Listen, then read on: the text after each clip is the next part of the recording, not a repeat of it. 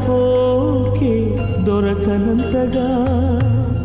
తిరిగొచ్చేదారి తెలియనంతగా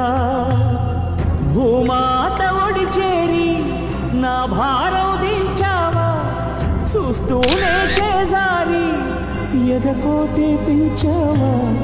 నీ డాడీ రెక్కలు విరిచావా మెట్టింటికి పంపేదాకాగలేక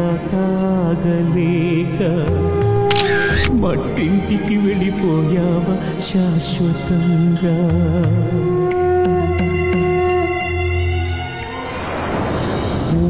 కొట్టే పాపాయి రాని రాదని తెలిసాక కథలన్నీ కంచికి పోవ చిన్నబోయి